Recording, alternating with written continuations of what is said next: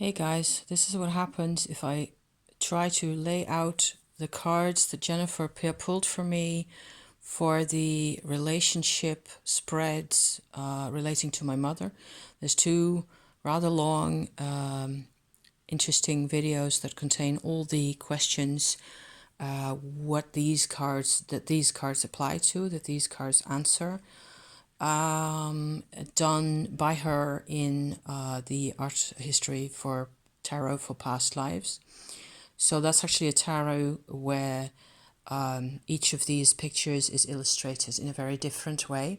So in order for myself to get closer to the sort of a tarot line of thought in that whole process, because it's important to me to look at this past life contract, soul contract with my mother that was going on. I have sort of, after, spent half an hour or so picking out the cards in my Marseille tarot, which is the most neutral deck for me that I have, to, find each of the cards that Jennifer pulled for me for each position, and then, look what they're like in this particular deck. There are actually 3 cards. This may be helpful, to somebody who is actually involved in the same type of process. These 3 cards up here occurred in both the spreads. I'm pointing this way, but it's not like this is spread 1 and that is spread 2, because, well, partly. There's bits of things going on here. What I've done is I have taken out the 3 cards that are actually in both of those spreads. This is a whole set of cards that more or less apply to what happened to my mother and me in a past life, in whatever way or in whatever context. These are cards that are to do with how we felt, either her or myself. And down here, there's 2 more that have to do with what we achieved or didn't achieve together. So that's kind of the personal perspective on the things that actually happened, that kind of a thing. And down here, I actually have the very first card of the first spread and the very last card of the second spread.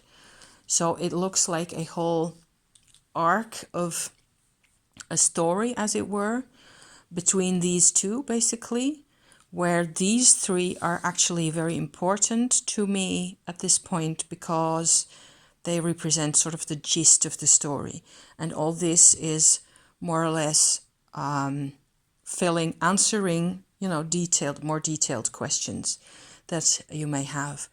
So maybe this is of use to somebody out there who's involved in the same type of process. I think it makes to me a bit more sense, because I also see, groupings of wands cards over here, devil and a pope, a hierophant together.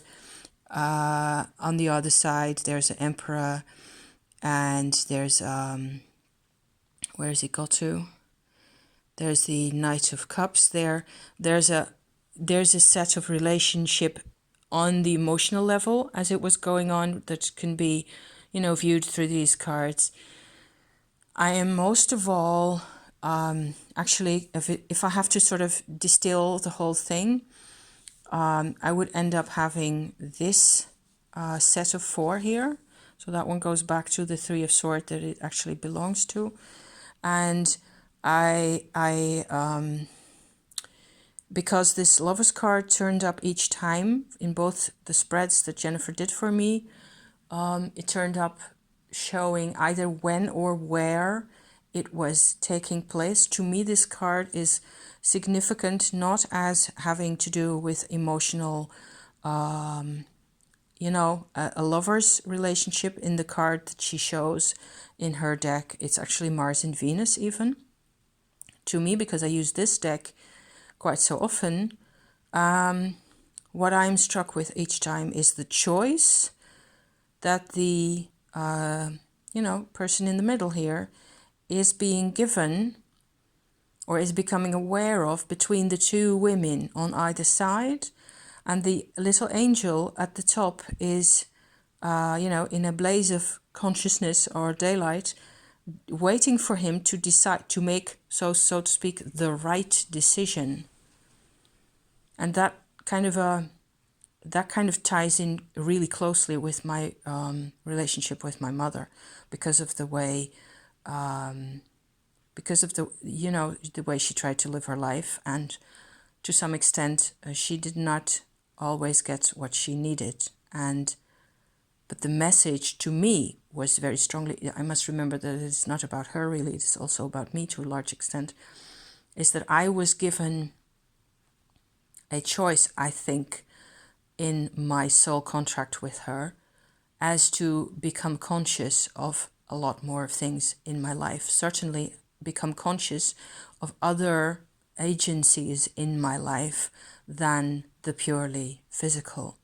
So that's quite a large helping for this card to stand for. There's a lot of illusion that happens along the process, along this path. The seven, you know, 7 of Cups, Venus in Scorpio, which is where my South Node is at.